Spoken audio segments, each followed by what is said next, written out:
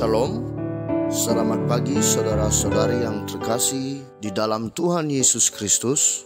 Selamat bergabung kembali di dalam renungan pagi hari ini.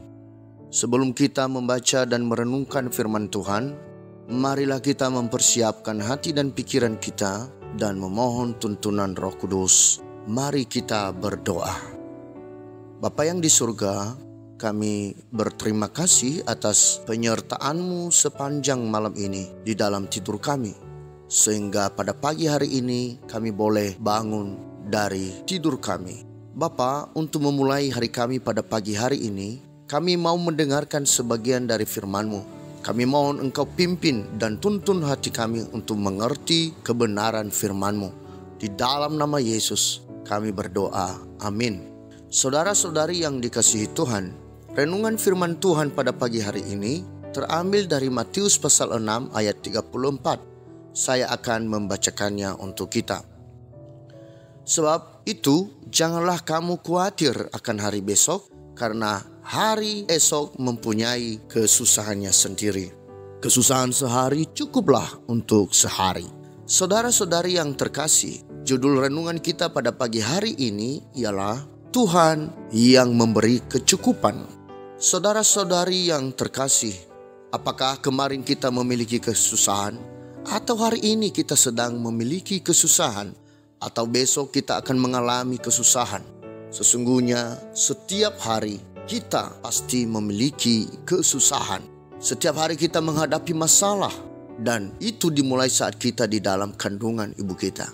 Bayi di dalam kandungan setiap hari membutuhkan banyak nutrisi dan vitamin untuk mendukung perkembangannya dalam kandungan hingga lahir.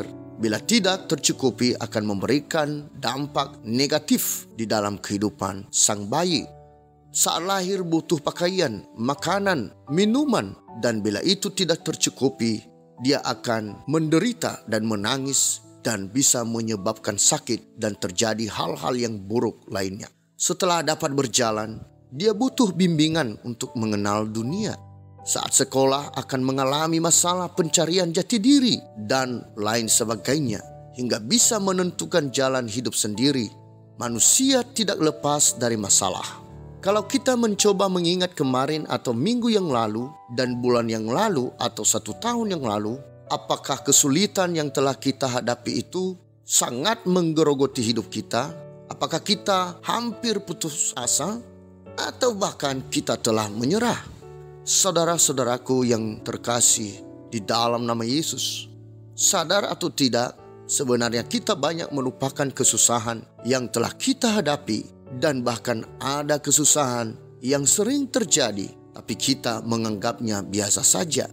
Mengapa hal tersebut dapat terjadi?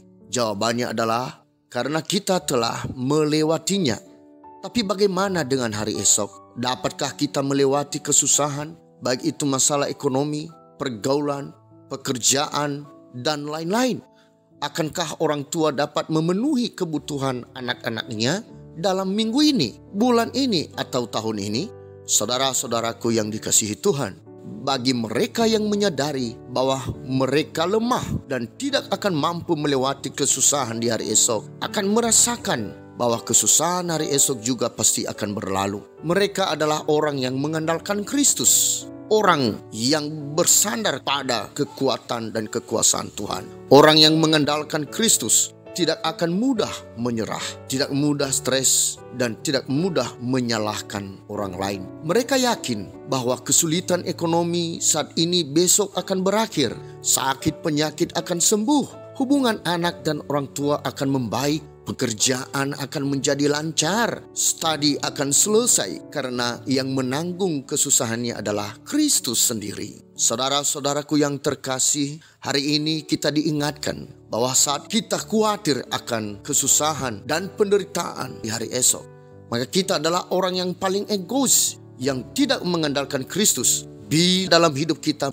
Namun saat kita mengandalkan Kristus, maka hari esok akan kita lewati dengan sukacita dan rasa syukur sebab Tuhan Yesus bersama kita. Oleh karena itu, kita tidak perlu khawatir berlebihan. Kita hanya perlu berserah dan mengandalkan Tuhan Yesus saja. Demikianlah renungan pada pagi hari ini. Tuhan memberkati. Kita akan menutup renungan dalam doa. Mari kita berdoa. Bapa yang di surga, kami bersyukur atas firman-Mu pada pagi hari ini. Firman-Mu mengingatkan kami untuk terus mengandalkan Tuhan di dalam melewati setiap pergumulan hidup ini. Dan karena Yesus yang menanggung setiap beban hidup kami. Karena kami tahu Bapa, kesusahan sehari cukuplah sehari.